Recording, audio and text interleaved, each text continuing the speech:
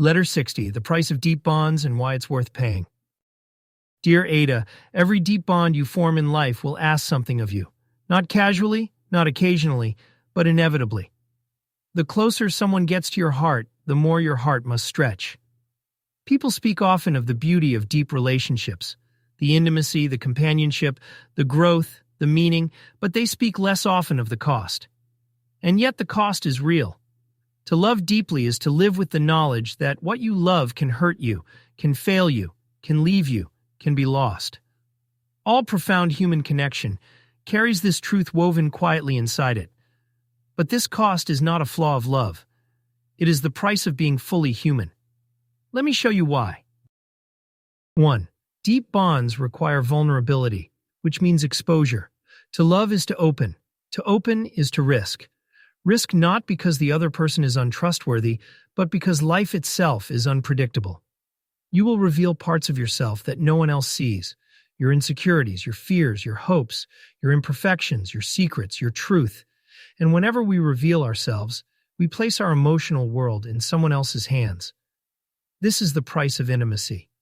But without that risk, you remain alone inside your own walls. 2. Deep bonds require sacrifice. Not all the time, but at crucial moments.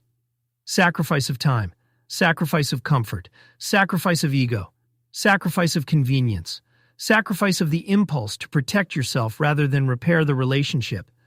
When you love someone deeply, you will occasionally give more than you receive.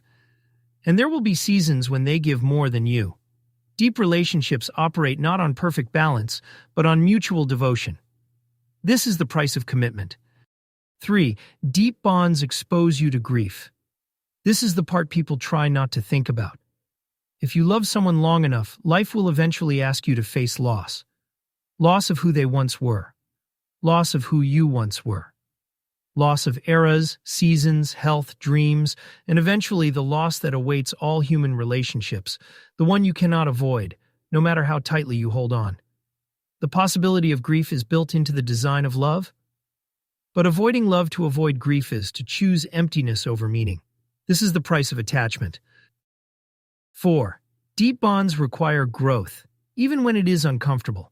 Love will expose your weaknesses, your blind spots, your impatience, your wounds, your patterns, your self-protection, your capacity to give, your capacity to receive. It will ask you to become more than you are, not because someone demands it, but because the relationship calls it forth. Growth is uncomfortable, but stagnation is deadly. This is the price of evolution. 5. Deep bonds require forgiveness, again and again. Not naive forgiveness, not boundaryless forgiveness, but the mature kind. The kind that recognizes humans are imperfect, the kind that lets go of small grievances, the kind that repairs instead of resents, the kind that chooses the relationship over the urge to be right.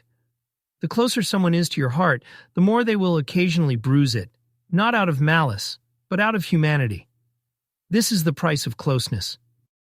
6. And yet, despite these costs, deep bonds enrich your life in ways nothing else can. They steady you, they expand you, they soften you, they strengthen you, they give you belonging and meaning, they anchor your story in the story of someone else. They turn ordinary days into shared life. They make the world less lonely. They make you more human. Life without deep bonds is safe, but thin, untroubled, but hollow, comfortable, but unalive.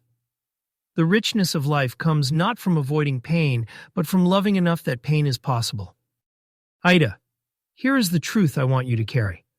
The price of deep bonds is vulnerability, effort, sacrifice, honesty, and openness to loss. But the reward is a life that feels full, not merely survived, but lived. Love will cost you something, but the alternative will cost you everything. Choose the life that expands your heart, not the one that protects it into smallness. A friend on the road ahead.